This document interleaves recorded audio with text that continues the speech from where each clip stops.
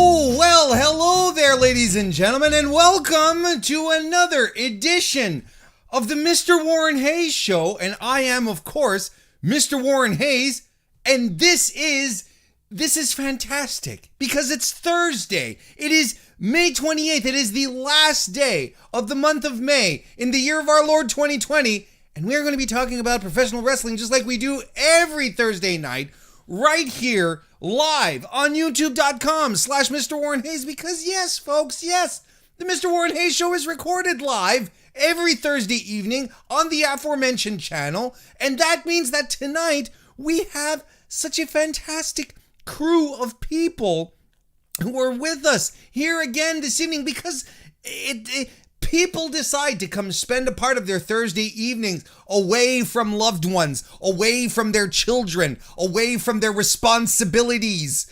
Decide to come and hang out here, such as Throwback 27, who, by the way, just launched his YouTube channel earlier this week. Had his very first wrestling discussion show over on his channel. I invite you strongly to go head over there and subscribe because Throwback's a good guy. youtube.com/throwback27. You do that, folks. Tim Traver is here as well. How you doing? Thomas Gories has joined us as well. Hello there, Thomas. Welcome to the chat. Robert Larry is here as well. How you doing? Ben is here as well. DGMC is here, and he's surprisingly not on probation. Daniel Price, how you doing? I will not be bullied into starting into the start time of my podcast, Daniel, but I'm so glad to see you. One Fall Podcast is here as well. Carlos is here. Hawkeye, how you doing? Good to see you here as well. Yeah, there we go. Look, and the thing is that as we go along, more people are going to join in. And especially if you send that link out into your social media and you share it out there, it might get a few people back in here as well. And you can also like the video if you enjoy it as well, and give the video a thumbs up. That's a great way to show some support for the Mr. Warren Hayes Show. Another great way to show support for the Mr. Warren Hayes Show is to become a member of the Patreon, patreon.com/MrWarrenHayes. And you know, one of the best things about getting into the Mr. Warren Hayes Show on the Power Pal level is that you get access to the post show. So once I'm done here, I head on over to patreon.com and I start up a whole other show with the patrons where we talk about stuff. And that's what I'm going to be doing tonight. Again, call it Warren is off the clock. And tonight we're going to talk about a whole bunch of stuff. But I also want to talk about Zack Ryder, who his comments. He and Chris Jericho had a discussion about how WWE would hold down wrestlers who were successfully getting themselves over, which is weird, right? Why would you do that? But still, it's a thing. So they had a nice discussion on that, and I want to talk about that with the friendly patrons over there. Once we're done over here. So if you want to join in, come on in. The water's great. Patreon.com/MrWarrenHayes. And what you can also do is join in if you want to show some support and get active. Maybe you're in the live chat right now. Right? Let's say you come in here and you like to come see the Mr. Warren Hayes Show live, and you're like, man, look at these cool people with these exclusive emojis, right? And this is where y'all start flaunting the emojis. You have like emojis for cool beans and hot trash. You have an emoji with my weird face on it, or with Goldberg face on it, or Kristen Ashley looking at you very judgingly. Well, if you want to get access to those emojis, you can become a member of the Mr. Warren Hayes channel. You head on over to youtube.com/MrWarrenHayes, and you'll see a nice little button there. It'll be written join. If you join in, you'll get access to those emojis, and it's fantastic. Look, you can spam it up just using all those emojis, and it's another great way to show support. Of course, if you're listening to this on your favorite podcast application, support is possible as well. The Patreon. But also showing some love with a like, a subscribe, a follow, a review, anything you can do over there. That also helps out a great deal because I am available on all podcast applications. You can find me just about anywhere. And you can also find me as part of the Smart to Death Radio Network, which is also available on your podcast. And I'm over there with Smart to Death Radio, with No Particular Angle, with Queen's Court, with Badlands, with Why We Watch. Whole bunch of great creators doing great things together over there. Head on over, check that out. Of course, I will still be tomorrow evening on the Fightful channel to talk about SmackDown. That's certainly going to be exciting, so be sure you tune in for that. And if you want a lot of good women's wrestling coverage, you head on over to belltobells.com. That's BELLTOBELLES. That's where you get all the best women's wrestling coverage. And why wouldn't you want the best? You deserve the best. So why don't you go for the best? Sucker! No, I didn't mean to say it that way. But you know what I mean. You go over there, and you know what? Here was a big deal. Kristen Ashley, who takes over the place. She runs the place. She's good at what she does. She scored an article penned by the hand of Mick Foley on one of Mick Foley's biggest influences in his career. And you may have never heard of her. Legendary Hall of Fame Australian female wrestler. Go check that out. I'm not going to spoil it. Go read it over on belltobells.com. From the hand of Mick Foley himself. That was a big deal, and we want to say a big thank you to Mick Foley for doing that, for being such a huge supporter of women's wrestling. We really do appreciate you, Mick. We appreciated you in the past. We appreciate you a little more today. So there you go. Well, hey, look at this. See, I told you guys more people would pop in. I told you. Look, we have Connor McCabe who's here. How you doing, Connor? It is good to see you in the live chat. We got Joe Anthony Myrick. My God, is it my birthday? Good to see you, Jam. So there we go. So gonna have a good time tonight. I'm telling you right now, we are going to have, well, let's just jump into it, right? I mean, there's no reason to beat around the bush. It's the weekly wrestling inspection. Let's get to it.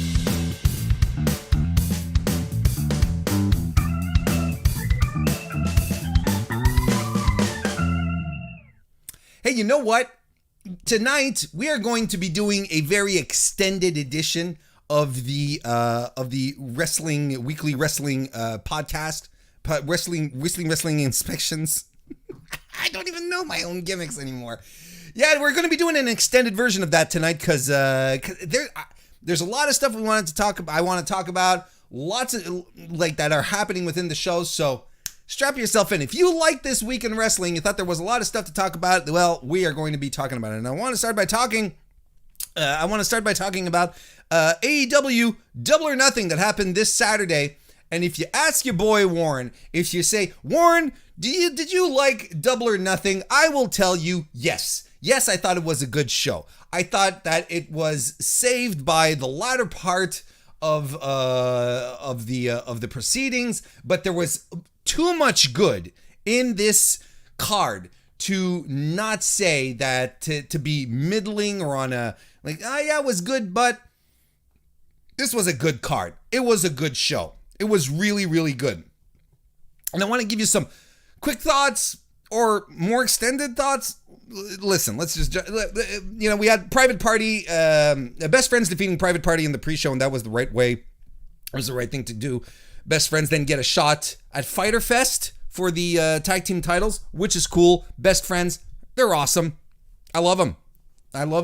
And as long as they're not ready to pull the trigger on Trent's singles run, let's just keep going like that. So, but I'm fine. It was a fun opening match. I really, really dug it. I thought it was great for the pre-show.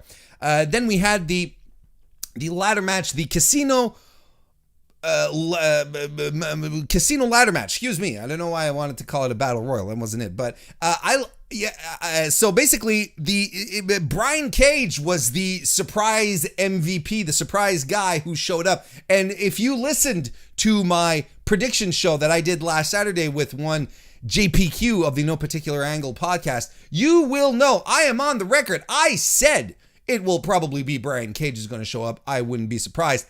Boom! Prognosticator! That's me. So, Brian Cage defeated Joey Janela, Scorpio Sky, Frankie Kazarian, Darby Allin, Luchasaurus, Kip Sabian,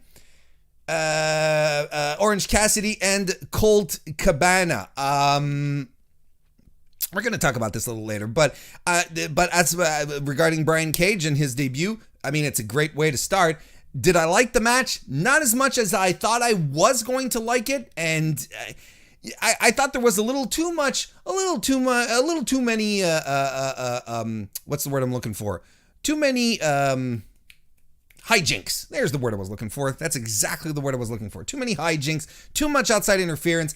They should have really focused on the gimmick, because I think the gimmick is good. Like a combination ladder match, Royal Rumble, and the match could end before everyone hits the ring.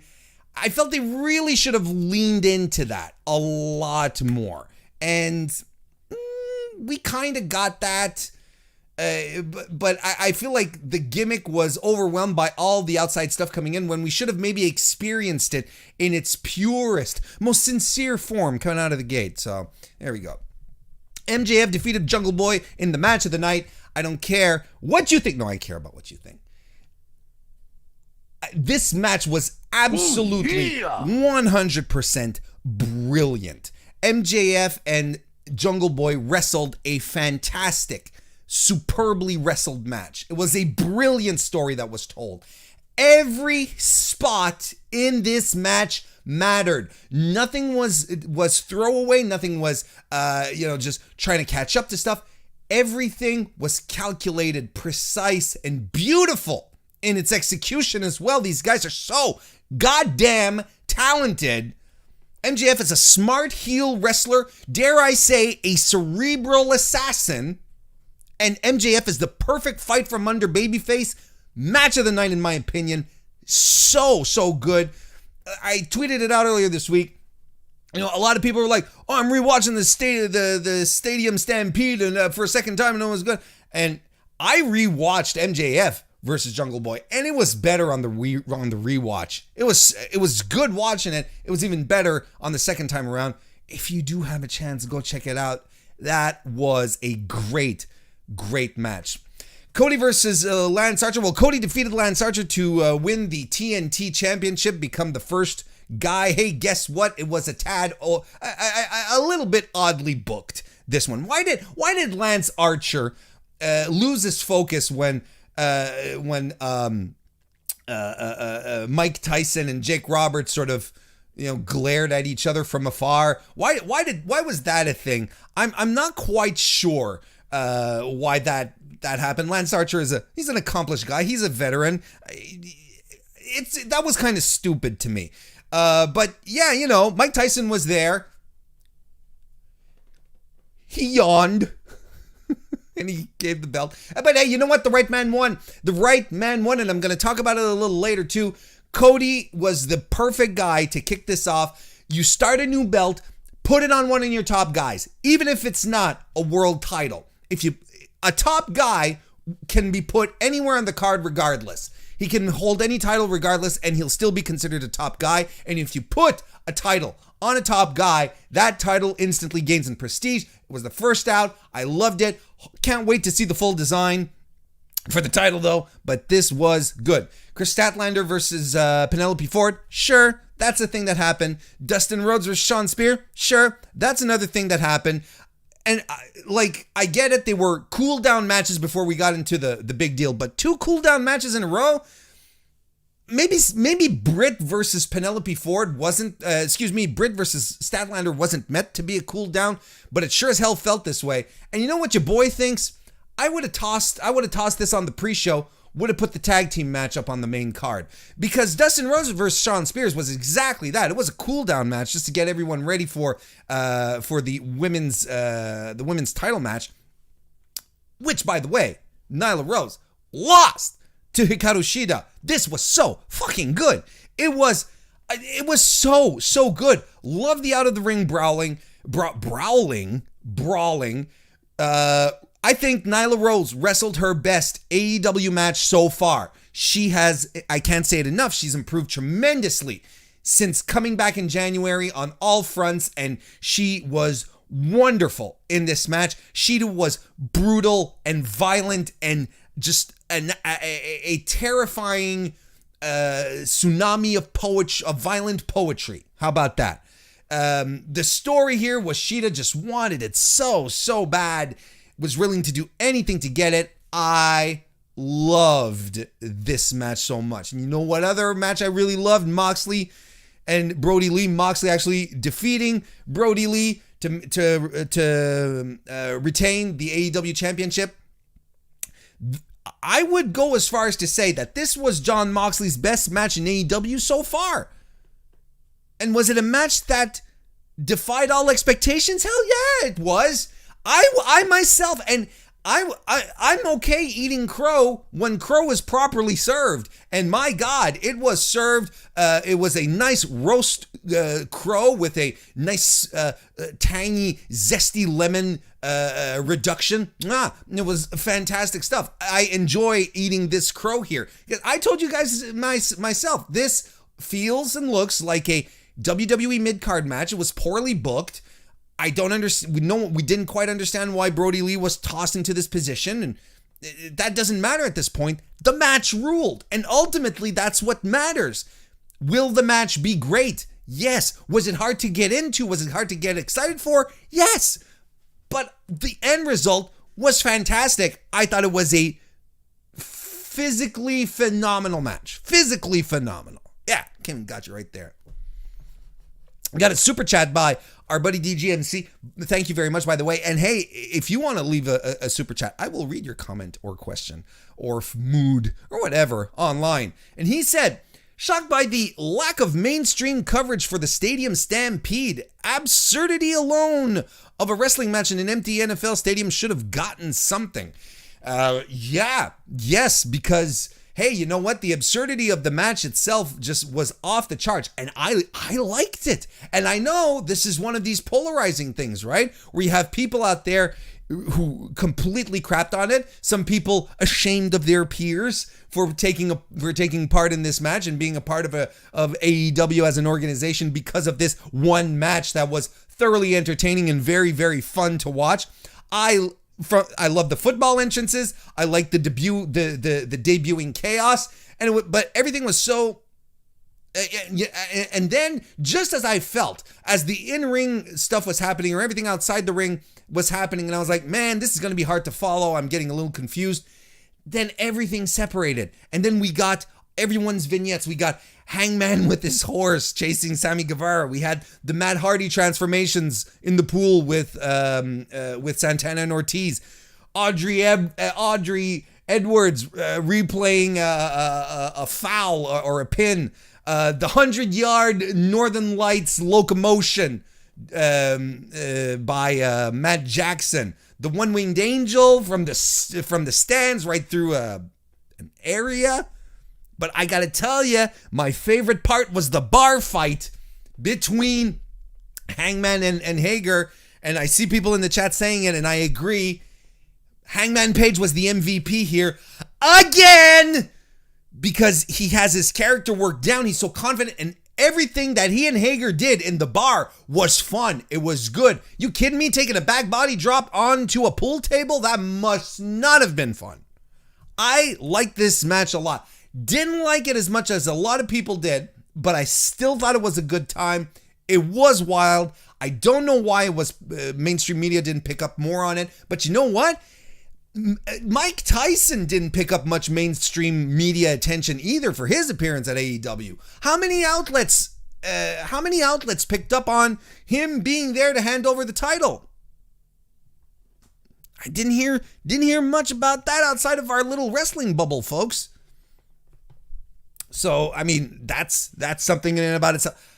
If you haven't watched it, I firmly suggest that you go over and enjoy Double or Nothing. It was a fun show, and there was nothing bad, but the week was outshined by the great on this card.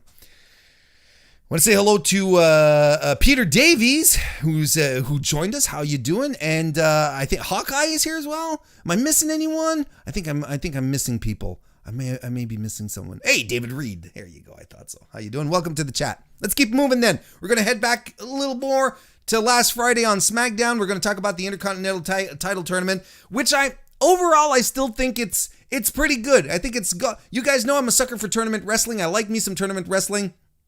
The Intercontinental title tournament is going well, if you ask me. And the predictable winners are coming out of everything. Styles versus Nakamura.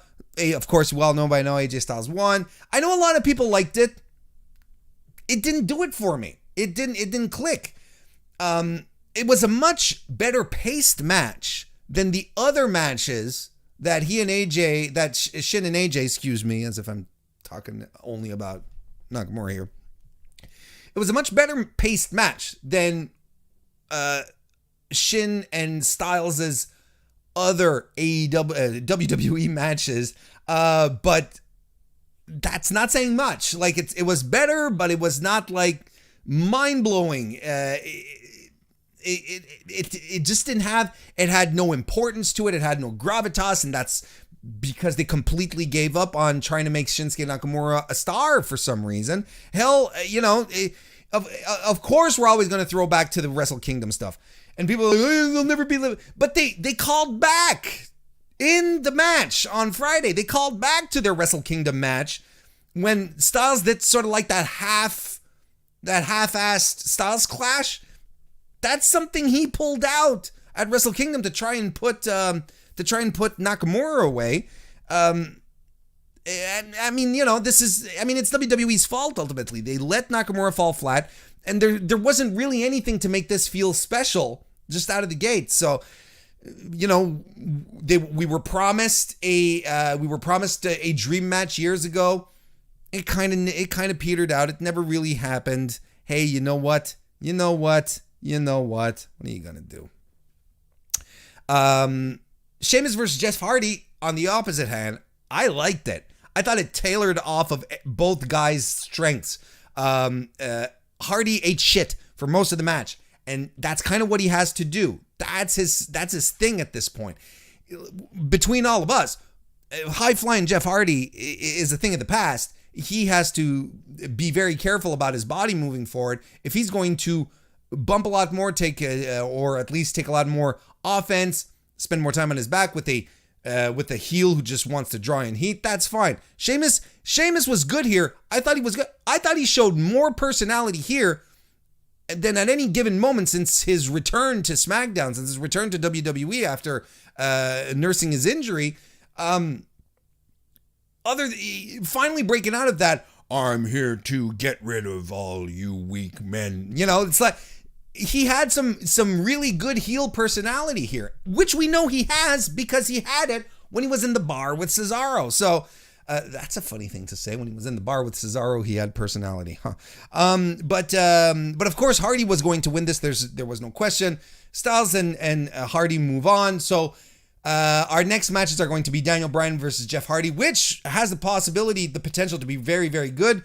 I think Daniel Bryan is a great opponent for Jeff Hardy, who again will be able to play off his strengths. Elias versus AJ is something. I mean, it's not as if we have all that much back catalog in regards to Elias's in-ring work to fall back upon and say, yeah, it's going to be brilliant. AJ is there though. He'll be able. There's something good to be salvaged out of it. Like where the tournament is going so far. Very interested for the next round. Let's keep going with some more cool beans. We're going to talk about the women on SmackDown Live last Friday. Charlotte versus Bayley was awesome. It was awesome. I loved how Bayley right from the get-go was like, hey, you know what? People are saying I can't beat anyone unless you're here. Stay right. You just stay backstage. And Sasha's like, wait, what are you trying to say that, I'm cramping your style? It's like, no, that's not it. I liked it. And this was good and physical. The neck breaker into the turnbuckle spot was awesome. They chopped the shit out of each other. And the ending with Bayley using the ropes to roll up Charlotte while Charlotte tried to do it earlier on in the match. Bayley was like, ha, ha, ha, ha, ha, you tried to get me, but I'm smarter than you. Yeah. And how can you not like that? How can you not get behind that kind of stuff? I don't know how you can. And it's like I said last Friday on the post show on Fightful, if it wasn't for the fact that let me start back. When you see Charlotte and Bayley, two of the four horsewomen in the ring there just giving us a treat on a Friday night, something that we weren't expecting, something where we're like, my God, I feel spoiled for this.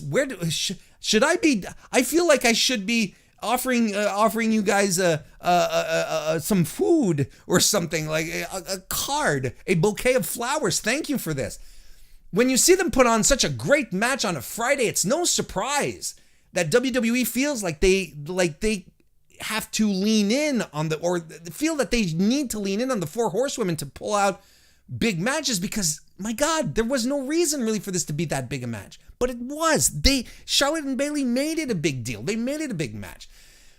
Of course, we want other women to be developed so that the four horsewomen can feud, not necessarily always in amongst themselves. They can sort of break out a bit. That's part of the thing, but wow, I really like this match. I thought it was fantastic. And I think that while WWE continues to create new stars, new female stars in the division, it's good to know that you can always fall back on the four horsewomen for this. And speaking of creating new women in the division, new stars, my God, Sonya Deville is being treated perfectly. And this match, the tag team match that they had, Dolph and Sonya versus Mandy and Otis, was fantastic. The women did all the heavy lifting in this match. They are the ones who worked the most.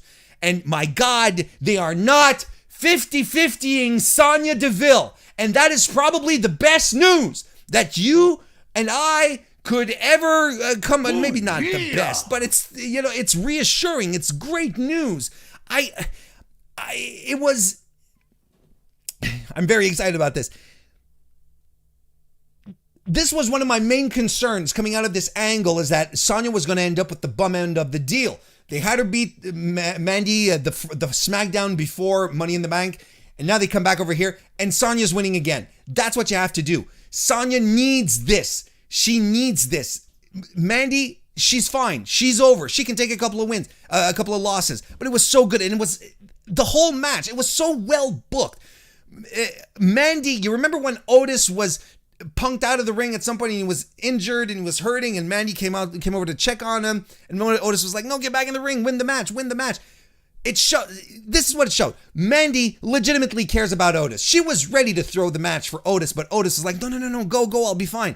Otis cares about Mandy, because when she got creamed across the back of the head with that DeVille knee, Otis was trying to run into the ring to save her, but Dolph was holding her back, and he was trying his best. Dolph, perfect dick, all around dick. He was fantastic. And Sonya is doing exactly what she said she was going to do. She said she was going to strike out on her own, build herself up, and make Mandy's life a living hell, and that's exactly what she's doing. And it's crazy. They let Sonya Deville cut one promo 1 week, and look at how exciting it is. This is such good stuff. Look at this. Kristen Ashley and JPQ of the No Particular Angle podcast are here, both leaving super chats. Kristen leaving one. Thank you both. Kristen says, pouring one out for the ladies. And JPQ saying, also pouring one out for said ladies. Thank you very much for your super chats. Anakin JNT, how you doing? Welcome to the chat. Also left a super chat. Anakin says, Warren, why does your Sheamus impression sound like Braun Strowman? You know, I'm actually kind of surprised that it didn't sound more like a Rusev impression, because I feel like all my impressions always like circle around to some obscure Eastern European country accent. I don't know. I guess I'm developing range, but thank you for the super chat. Let's move over to Monday Night Raw. Moving on, Monday Night Raw. And as you know, on Monday Night Raw this week, we had Liv Morgan on television, but not wrestling. So you know what that means. That means she's buried.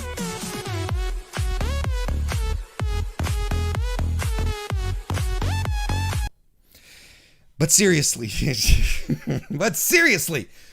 Cool Beans, keeping on the Cool Beans train. There's a lot of good stuff I found this week.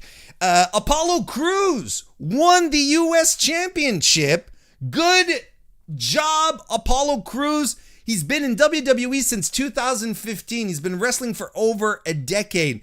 He was brought up real fast out of NXT, probably a little too fast. I'm always going to put him in that class of wrestlers who could have used a little more time in NXT before being brought up, like Dana Brooke, like him, like Nia Jax.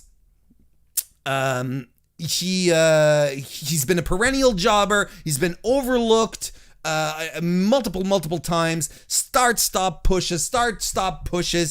I'm happy for him because he's a really talented wrestler. Like a super talented wrestler. I'll get to you, Anakin. He is. And every time when commentary mentions how strong and how agile and how he has all the tools, he really does. He honestly and seriously does. The problem is that WWE, and I've said it multiple times, and I'm going to keep down this path until they prove me wrong. WWE has proven to us time and time again that there's no reason to get behind an Apollo Crews push because they just yanked the carpet away from him. Now, he won the US title. It's his first title in WWE. It's a title that has a beautiful lineage. If you want to go all the way back to the NWA days, I'm thrilled. Absolutely thrilled for him. I'm waiting to see how long it's going to last and what they're going to do with him once it's done. I want to get behind Apollo Crews, guys. Don't get me wrong. It's just you've been burned. Fool me once, shame on me. Fool you twice, shame on us. Fool us thrice, full of rice. I think the expression might be a little different in Canada than in the United States. Hey, how about we get off this cool beans? Hang on, let me go over to Anakin JMT here. Warren, he left a super chat. Thank you again, Anakin. Warren, tomorrow I want a Strowman impression battle with you and Sean. I'll super chat with one. Thank you for the heads up. I'm going to rehearse tonight, much to the dismay of Kristen once we're done here and we start talking. I'm going to talk to her in Strowman voice for the rest of the evening. Okay, let's move on to some warm soda here. There we go. Warm soda. First little downgrade of the evening here. Charlotte versus Nia versus Natalya. Listen, we're not dunderheads. We knew Nia Jax was going to win. We knew she was going to win because she attacked Kairi Sane, adorable recorder playing Kairi Sane, and Asuka got mad at it. So we know that's where we were going. We didn't need a number one contenders match. We needed Asuka to say, I'm going to kick your ass, Nia Jax, and try not to get injured in the meantime. But instead they decided to do the triple threat, plus add Charlotte Flair to it, current NXT champion. Now, I said it, and it's becoming true.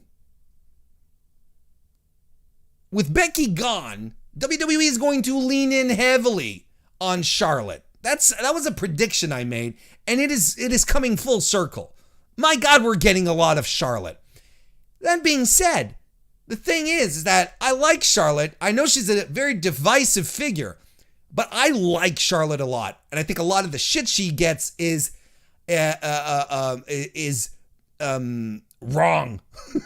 It's just wrong. She shouldn't be getting the amount of backlash that she does. The criticisms that she gets as far as being blonde and nepotism and all of that, I think they're untrue. She's an extremely talented worker who has adapted and changed her style to remain competitive and work on her strengths instead of trying to do tornado DDTs and stuff like that.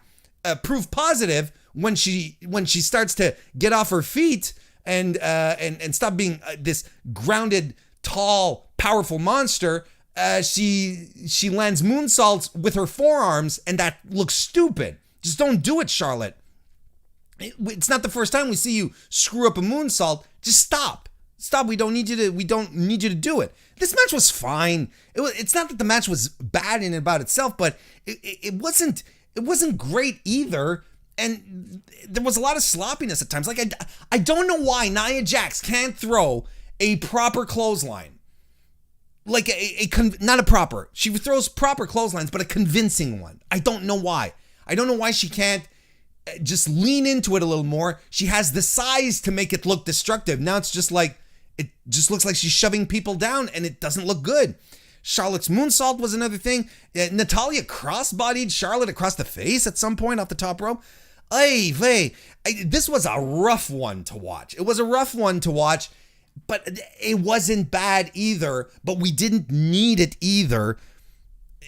We just didn't need it. We didn't need this match. Are we going to downgrade a little more and move into hot trash? Let's get some hot trash. Guys, gals, what was the hot trash on Raw on Monday? You know me. You know, if you're in the live chat, you've hung out probably a couple of times here. You know what I like. Let me pop in the chat here. Let us know. Let me know. What do you think I consider to be the biggest steaming pile of hot trash that occurred on Monday Night Raw this week? Come on, lay down some theories. Don't be afraid. Throw them out there. If you follow me, know that there wasn't a contract signing. That would have been too easy. But there's a couple of good suggestions here. There's a couple of good ones. You know which one? The golf match. Thank you. Go Indy now. It was the golf match. The golf match was shit. It's shit. For the exact same reasons, I thought the axe throwing thing was shit, and for the same reason, I think the basketball shit is shit. It's shit because we are having wrestlers who compete regularly on the reg in a ring to see who is better. I don't care how good they are at other sports.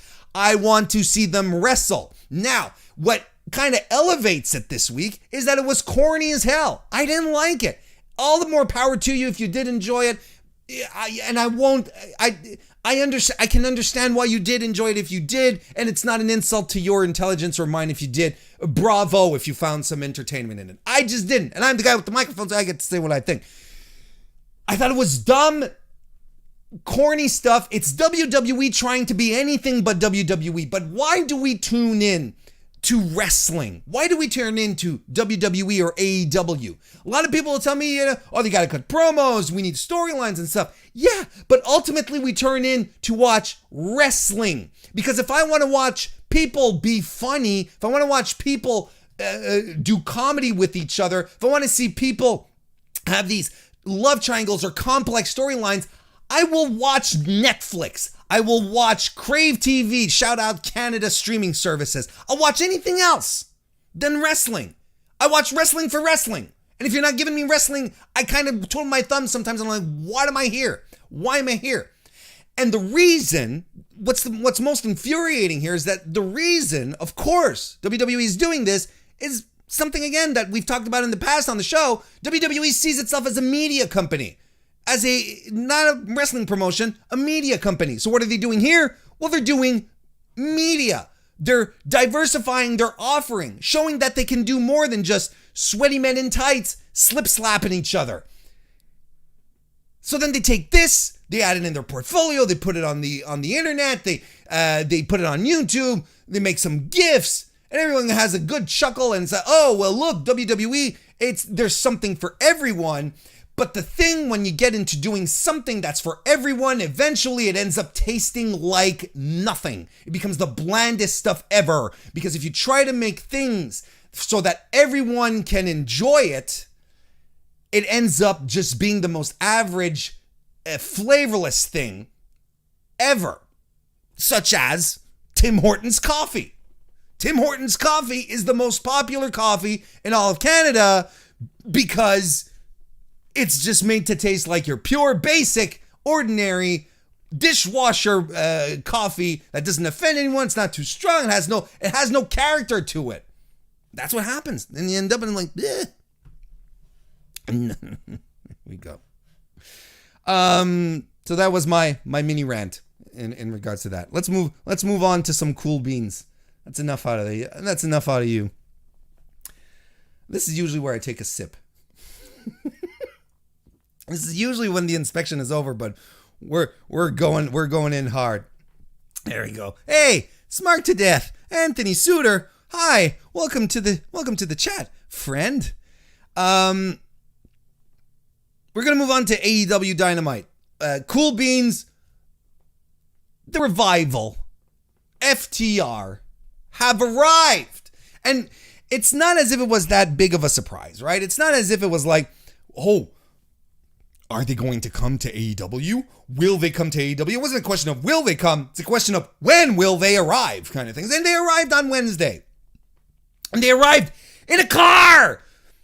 And it just, it came in quick and then it started breaking just at that odd, like, little tapering alley that they have where they set up. And at least, I don't remember if it was Cash or Dax who was driving. They're better drivers than Cody Rhodes, who knocked over the a barricade last week. At least they were able to stop in time. But hey, you know what? I liked it. I like that they showed up, and I like that they showed up. And while we all thought they were going to go after the Young Bucks, they instead went after Butcher and the Blade, wearing white, wearing their post-Memorial Day white outfit. I don't know if that means that it's the end of the gimmick, of the end of the creepy steampunk stuff, because Allie was in the audience hitting on QT Marshall for some reason. She wasn't in her buddy outfit. Anyway, we'll see.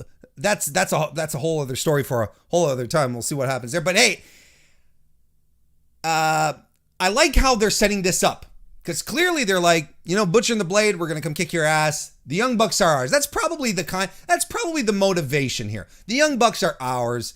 GTFO, we're taking over here. And I like that the Young Bucks went after Butcher and the Blade as well. Hey, you know what? You can do a lot worse than having FTR get a match at, let's say, Fyter Fest with Butcher and the Blade. Let's say you want to do that. I think that has legs, and it's a good pay-per-view match. But the Bucks and FTR, that's an all-out match. If you consider all out to be the WrestleMania of AEW, that's a match that you keep for your biggest night of the year. I'm imploring AEW to save that one, make it big, make it meaningful, because it has all the makings of a classic. It's one that the fans have been wanting for a long, long, long time. A long time. Anakin JMT left another super chat. Thank you very much. Says, Warren, with that rant, people could mistake you for Alex Pulowski. No. Well, maybe now, because Alex trimmed his beard a little. Tony Wiegand, how you doing? There's no such thing as being late. Welcome to the chat. In case you're wondering, it is orange vanilla Coca-Cola that your boy is enjoying tonight. Not sponsored. That's some free love. It's good stuff. I like it. Let's go. So let's keep it going. More cool beans. Britt Baker coming out in a wheelchair to give us the rules of the role model. And we're up to rule number 3. Don't hurt the role model, she says. But she feels there's a conspiracy going on. She was taken out of the match and she feels that there's a conspiracy to get her hurt. Says Chris Statlander being an alien is a crock of shit. Her words, not mine. She's a conspirator. Says Sheeta carries a weapon and she's a cheater. She's a conspirator. Wonders why suddenly Nyla Rose, who's able to jump off the top rope and land with pin perfect precision onto opponents on the mat. Why did suddenly on that night, why did she land improperly on Britt Baker? Conspiracy. And then she pulls out a corkboard with photos and yarns attached to different photos, all leading to the chief conspirator, Aubrey Edwards. That was funny as hell. I liked it. And the main bit of news that came out of here is that Britt Baker said that she'll be back for All Out, and that is fantastic, fantastic news, which means that her injury is not too severe enough to have her miss out on the match, but such good news that it'll be a few months, then come September or this fall, she'll be back.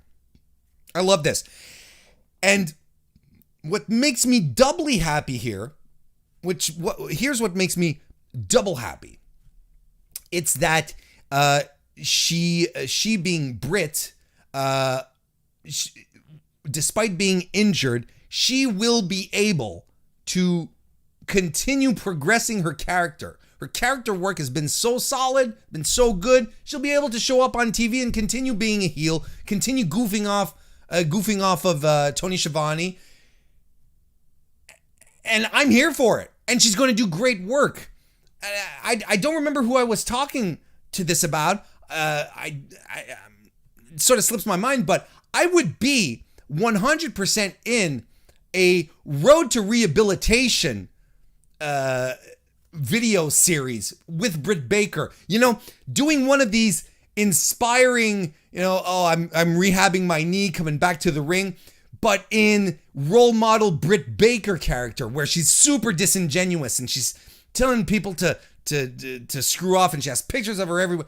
That would be absolute gold. I hope they do something with that. That would be fantastic.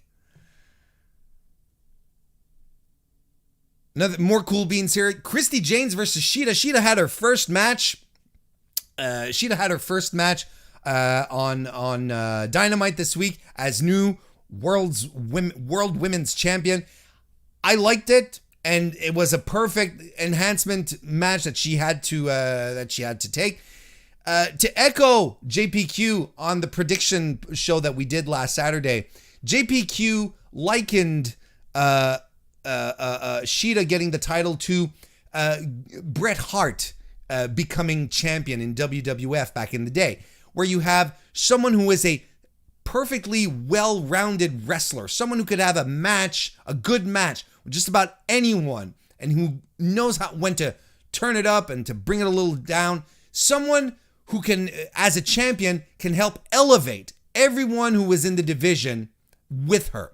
And that is amazing. And I think it's still the best analogy moving forward as to how crucial this title change is for AEW's women division, because I think that there's a lot of good that can come out of it instead of having sporadic matches with a bunch of people, so on and so forth. It will help raise everyone, bring more prestige to the title in the meantime.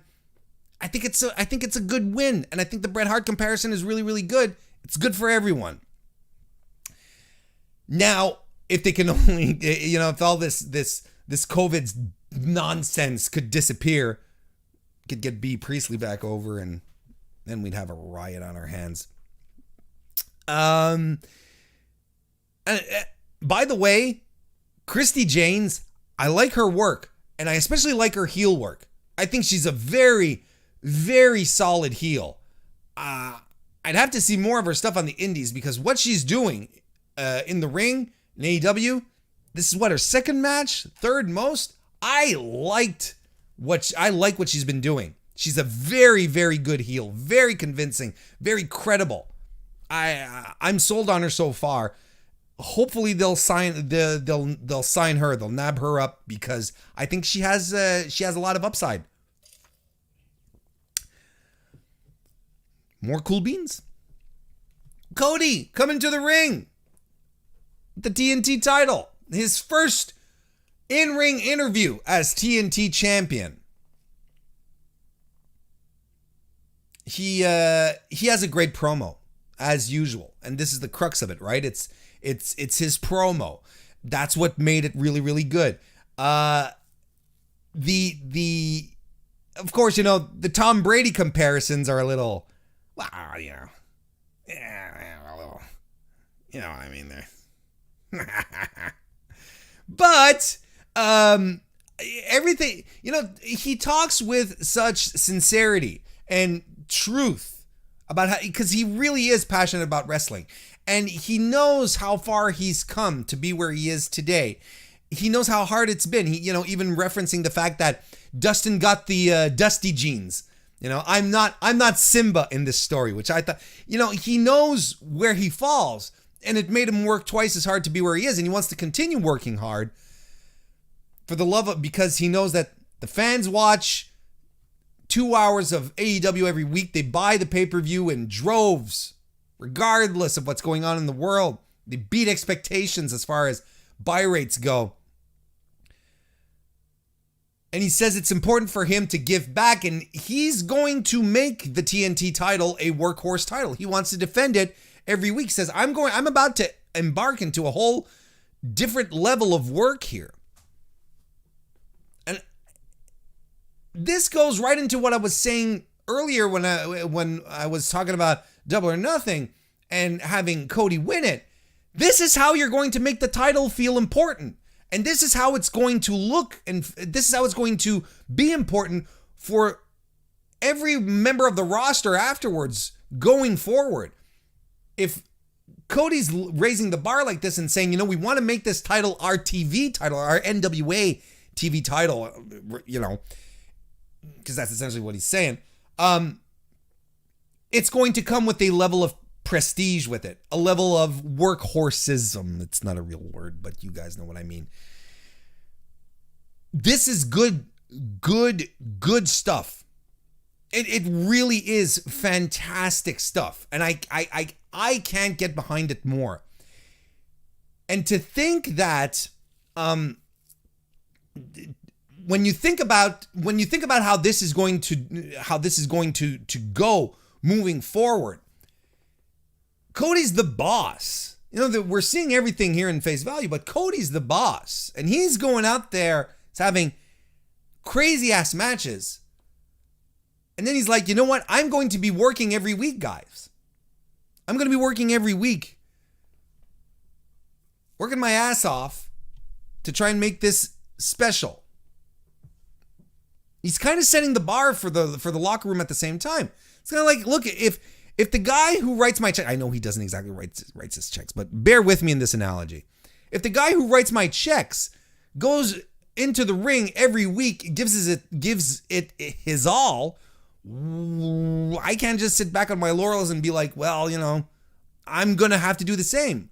This is the kind of action that is also good for the rest of the locker room at the same time, for everyone in the back. It's a lead by example situation, and I like it. I think it makes sense. I can dig it. Kind of like when Vince McMahon started taking bumps in WWE. No. I want to say hi to Patrick Mason, who was joined us in the chat, and the round 124.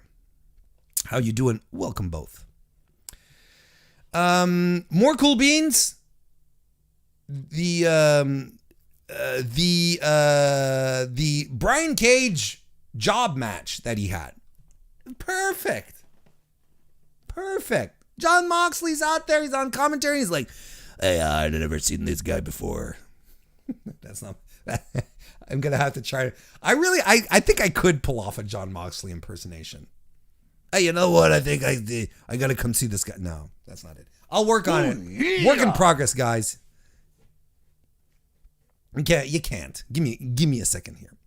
But the Brian Cage his enhancement match was fantastic. It was exactly what was. It was exactly what we needed. He comes in, he destroys a fool. The champion is watching. It was fantastic. It was good stuff. And I can't put over the fact enough that it is such a great decision to have put him with Taz. It is fantastic because I don't think Brian Cage is that great a talker. Putting him with Taz is instant credibility. Taz has been doing fantastic work in AEW. I think it's a great pairing. And Taz even passed on the torch, passed on his catchphrase, his ECW catchphrase over to Brian Cage. To me, that's a big deal because Taz is a bit of a traditionalist. You should be asking old guys for their finishers before using them, kind of thing. That's a big deal. I like it. Now, is it weird that Brian Cage is immediately thrust into the title picture? That he came out at the ladder match and ended up being the winner? Yeah, it's kind of weird. It's kind of weird because this is the second time in a row that a challenger sort of pops out of nowhere, comes in from an outside promotion, and then is immediately put up into the world title picture. They did it with Brody Lee. Now they're doing it with Brian Cage at the same time. It's a little strange. And I don't know if it's a good idea. Like, I don't know if it's a good idea. And I'm not kidding. I'm not sure. But I can also understand that maybe they're trying to stretch Jon Moxley out a little so that we can get the really juicy fights, the really juicy Jon Moxley fights with other fellows once audiences are allowed back into the arena. Because another discussion we've had here in the past, there are wrestlers who need an audience. There are wrestlers out there who are who need an audience to be full circle, to get a full grasp of who they are. My go-to example is Otis. Otis would never get over in an empty arena setting. Otis got over because of being Otis and because the audience threw themselves behind him. But you can tell with the empty arenas, there's something missing to Otis. Dare I say, there's something missing about Jon Moxley without the audience. This is not a knock on either guy or their talent, especially when it comes to Mox. It's not a question of that. There's an aura that accompanies Jon Moxley that is, one of these it factors that we're always talking about. He just has a way, a charisma, completely natural about himself that elevates his presence when an audience is there. Everyone just buys into him. He's a great wrestler. He's fantastic. He's brutal. He knows what he's doing. I like Jon Moxley a lot. But I think he's also suffering, especially in the position as of AEW World Champion. I think he's suffering without the audience. But so I think they're sort of stretching this out. They're going to have a pay-per-view this summer, Fyter Fest at some point. Sure, feed him Brian Cage. No one's going to be there anyway. Doesn't really matter. I don't see Jon Moxley losing to Brian Cage unless something massive happens in the meantime, because your boy thinks that we're going to Jon Moxley versus MJF at All Out. That's my call. That's what I think. The Venus is back! God, I wish! That's a weird thing to say. Glad to super chat. Thank you very much. Venus is back. It says off subject, but thanks for recommending No Man's Sky in that tweet. Hooked on it. Good. I'm glad you liked it.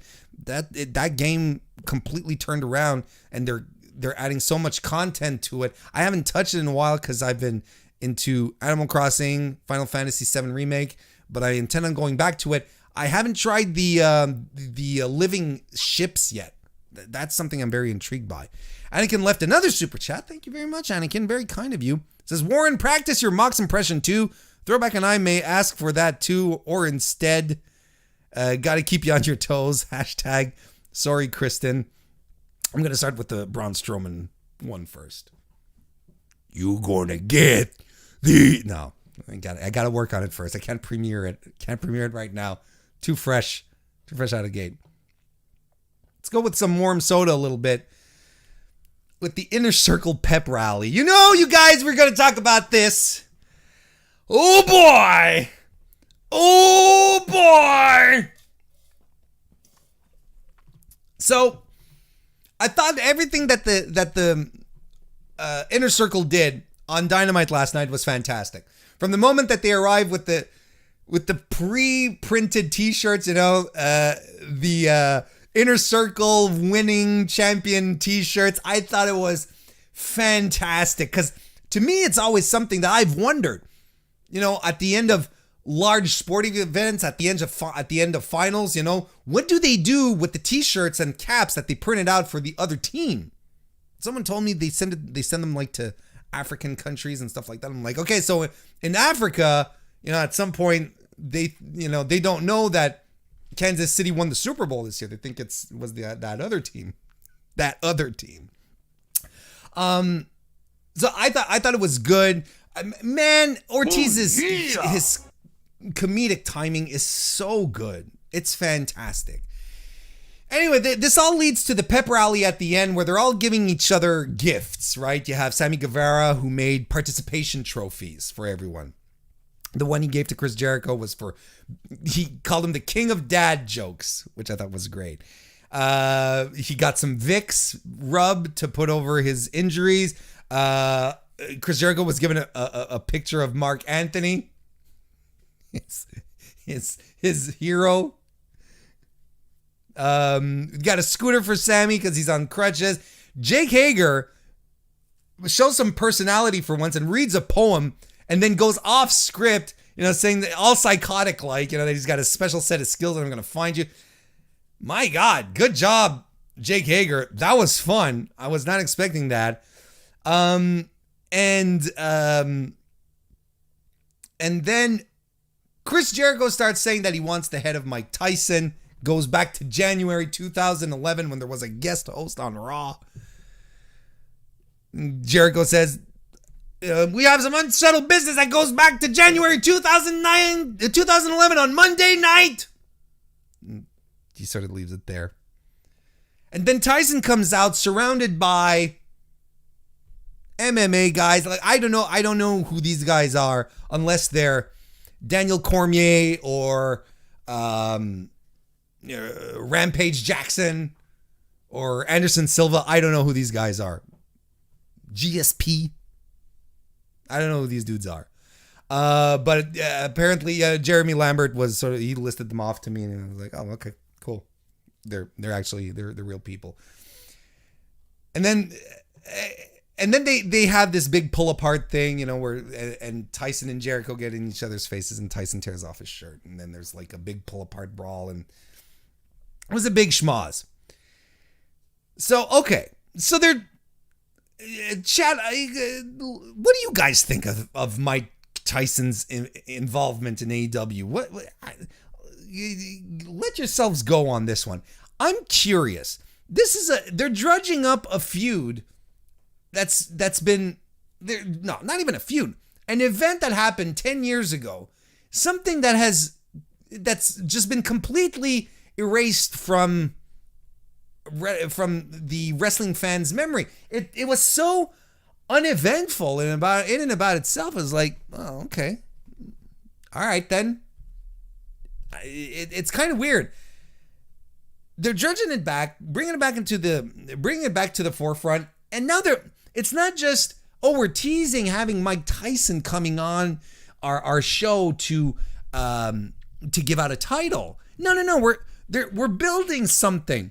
We might have a match here. We don't know what we're getting exactly, but Chris Jericho wants to beat up Mike Tyson, and Mike Tyson wants to beat up Chris Jericho from what we saw last evening. Am I excited for a Chris Jericho versus a past his prime former world champion boxer who stars ironically as himself in an Adult Swim cartoon, who's never ever wrestled before? Am I excited for this? No. Okay, I'm not excited. This is not what's going to make me tune in. But then again, I'm smart enough to know that AEW isn't doing this for me to tune in. AEW wants new viewers. They want new people, new eyeballs on the product. This is not for me. This is not for all of us in the chat here this evening who love our pro wrestling. This is for other heads. We want other eyes on the product. This is clearly what they're doing here.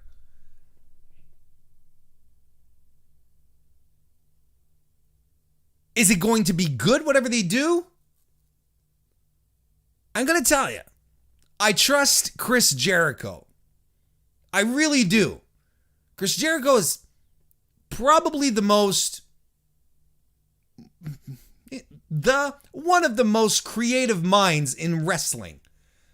And everything that he's been doing in AEW since last year, consistently on Dynamite, Jericho has been part of the most memorable, fun, meme-worthy, entertaining segments, matches, you name it.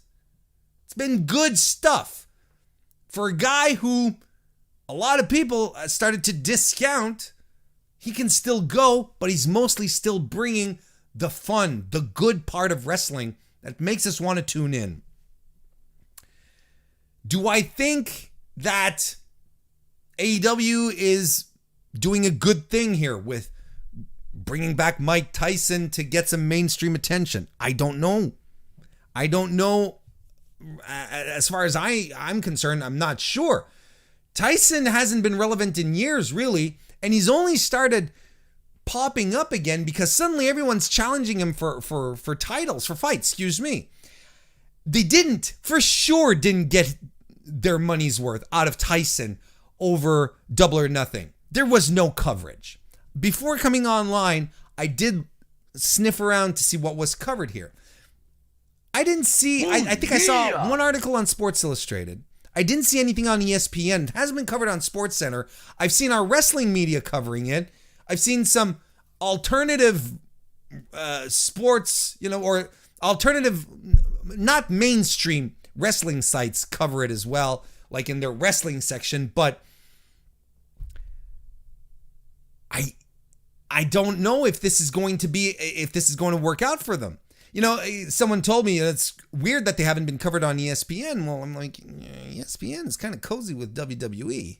It just takes a certain person to call a certain someone, and it's like, hey, the Mike Tyson stuff, the Mike Tyson AEW stuff, well, we can report on something else.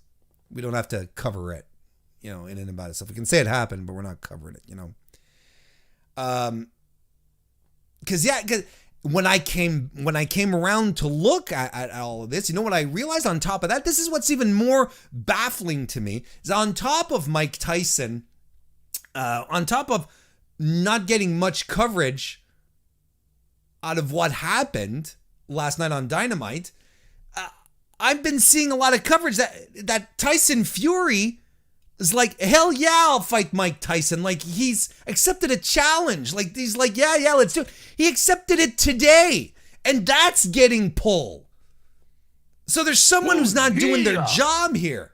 Because on one hand, you have AEW with Mike Tyson, and AEW is not getting much attention, but then Tyson Fury is on the other side, and he's getting the good press. I'm like, my God, what's going on? I don't know if this is a good investment. I don't. I don't know if this is a ploy to get NXT's older viewers, because I don't even know if kids today really do get what Mike Tyson is. I don't know. It's a confusing thing, but as far as the match goes, as far as whatever they're developing, I am going to put my faith in Chris Jericho moving forward. They still have yet to prove me wrong on that front, so we'll see what happens. DGMC says, leaves a super chat. He leaves 2 super chats, by the way. Thank you again. Says Jericho and Sammy versus Tyson and OC at Fyter Fest. OC. I'm sorry, I'm not sure who you're talking about, but at Fyter Fest. Sammy and OC get mainstream rub from Tyson, and Jericho adds to his legacy for keeping it all together. Sure, a tag team match is absolutely logical, and you can tell that Chris Jericho really likes Sammy Guevara a lot. So Orange Cassidy, there you go. Sammy versus Orange Cassidy. OC. Sorry, it just clicked. Yes, thank you, chat. Orange Cassidy. Yes. I was like the OC, and all I could think about was like the Good Brothers, Luke Gallows. What? I'm talking about. But yes, a tag team match would be a good idea. And DGMC adds, the angle of Wednesday did get some attention due to Tyson, so there's that. They did get some. I'm not saying they didn't get any, but it's probably not what they were paying for. Sammy gets KO'd, and Orange Cassidy helpfully gets Iron Mike to dress and act like him. I think Mike Tyson is a little more self-aware of who he is now than at any given point in history. So maybe if he wants to have a little fun and do it, I think so. I think that'd be great. I think it's good. And to cap it all off, we're going to finish with some cool beans Matt Riddle versus Timothy Thatcher in the Fight Pit. This was a super strong main event on NXT last night. Fantastic stuff. Absolutely fantastic stuff. The shit at the top of the cage, folks, it was thrilling. It was a great match. But the stuff at the top of the cage, so good. The hanging leg bar was fantastic. The floating bro off the top was scary as hell. Thatcher chokes Riddle out. It's good. This was a good match. I had the chance to rewatch it because I was mostly keeping an eye on AEW last night, especially with all the schmaz stuff. I knew that was, but I knew anyway. Look, I got to rewatch it. It was good, and this should be Thatcher's match. I like how they're trying stuff out. They both companies, AEW and WWE, trying stuff out. You know, just attempting new match types just to see how things go. I like the idea of the Fight Pit. It's dramatic, and they've really established a great bar here moving forward. I think it's really, really good. But this should really become Timothy Thatcher's match, because what we saw last night was the Timothy Thatcher that was known and loved in the indies. Strong, brutal, merciless, visceral. You know, if when they brought him in, WWE, if the plan was for him to come in and then be thrown into the sports entertainment world only to piss him off and turn him into this vile wrestling machine, and it's working. And if that was the plan and not just like slapdash, goddamn, it's good stuff. So I'm good with this. I like it, and I like how this advanced Timothy Thatcher, who won the big match, you know, who got the big fight and the big win over Matt Riddle. Ooh, rumors abound. Rumors. You might be heading over to SmackDown. I hope they treat him right. I really do. Matt Riddle is a bona fide star. If they play it correctly, this guy is going to be a mega star for WWE. But if they play him correctly, of course, if they put him into a feud with Baron Corbin straight out the gate and have him 50-50 with Corbin over the next 6 months, there's nothing we can. I don't think anyone's career could be saved, right? From that point. I mean, I wouldn't be surprised that they put him in a feud with Baron Corbin to begin with. But you don't let Baron Corbin get the upper hand in this feud. You don't let him. You don't have tons and tons of rematches, you know? You let Riddle just snap his arms and twist him into all sorts of things and just strike the shit out of him, right? Right? That's what I do. It's not as if you have to protect Baron Corbin. You know what I mean? But yeah, all they have to do with Matt Riddle is just make him come off as a winner. Make him come off as a strong competitor. You know what I'd do? Have him beat both Brock and Goldberg in the same year. And beat them clean there. And then you have a star. Instant star. You put the two matches everyone wants to see, make them happen now. Don't build up for months. These are legitimate matches that every wrestling fan would want to see at this point, because they've been simmering to happen. Just make that happen. You beat Brock, you beat Goldberg. Matt Riddle is a bona fide star moving forward. Or at the very least, have him beat Goldberg. There's no point in protecting Goldberg. Am I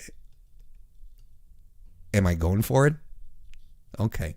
There's no point in protecting Bill Goldberg, who is not going to make you any money. I would argue with you, friends, that Bill Goldberg has never made money for WWE. I think he has cost WWE a lot of money.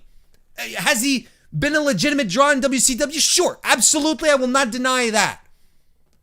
But there's no reason to protect Bill Goldberg in WWE. There is no reason to protect his legacy. He has no legacy for WWE. His legacy was done when he was tasered by Kevin Nash. It's as simple as that. Have Goldberg do the right thing for once in his goddamn career and put a young guy over. Not just any young guy. A young guy who has the talent and the capacity and the star power to become huge in WWE. And if WWE is truly unafraid to make new stars, new, huge, out-of-the-gate stars, fuck politics. Let's make this guy huge kind of deal. They will have Bill Goldberg tap out to Matt Riddle before WrestleMania 2021 or at WrestleMania 2021.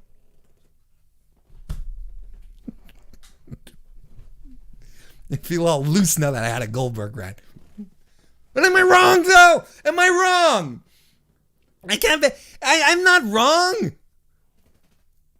Goldberg has never put anyone over in his life. He hasn't put any young talent over in his life. He doesn't give a shit about the business anyway. Why does he care? Because he wants his kid to see that he's a superhero? Fuck you, Bill Goldberg. Have him do what? No, I'm not wrong. There's only one thing. There's one thing that he could do that in my heart of hearts, folks, and I'm coming in close so that we're clear on this. There is one thing that Bill Goldberg can do to redeem himself in my eyes, and that is to put a young guy over clean. Just one guy. And I think that guy should be Matt Riddle. And if he does it, I swear, I will hold. If Bill Goldberg puts over a young guy, whether it's Matt Riddle or not, I will be on this show and I will have a Goldberg celebration. I will make a full stream celebrating the life of Bill Goldberg. I will. I promise I will.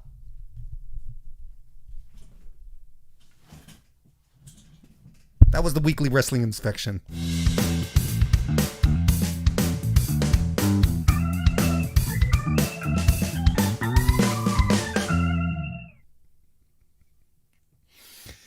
Not only is that the weekly wrestling inspection, but that's the show this week, folks.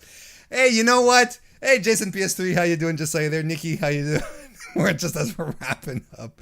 Hey, I want to thank everyone for coming out again this evening. This was a lot of fun. I hope you enjoyed the show. I hope you had a good time. I hope you guys are staying safe. I hope you guys are taking your time and making sure that you're staying safe, that your loved ones are staying safe. I hope you're washing your hands, not touching your face, staying away from stupid people. There are a lot of stupid people out there, folks. And just, and I say stupid people lovingly. Be good to each other. Be kind to each other. There's a lot of our leaders out there who are incapable of showing empathy. And I think it's something that is trickling down to a lot of us. But I think we can be better than that. And I think on this end, we don't have to take example from those who we put into office and who are showing their true colors these days. Let's be kind to each other, whether it's on the street, whether it's on Twitter, on Reddit, wherever. It doesn't matter. We're better than this. We're all humans. We all have wants, needs. We all need food and water. We all have the same color blood. Just be kind to each other, folks. My God, and it's not that hard. But I know you guys do. You guys are good. Because you guys are exceptional people. Because you listen to the MrWarrenHayes show. That's a little self-serving. At least, it's a thought that counts. But hey, thank you everyone for tuning in this evening. Thank you for joining me. Reminder, Fightful tomorrow night for the SmackDown show. Be there. That's always a good time with Sean. Otherwise, I'll be back next week. Hey, post-show, starting in a few minutes, let's talk about Zack Ryder and Chris Jericho and underused WWE talent.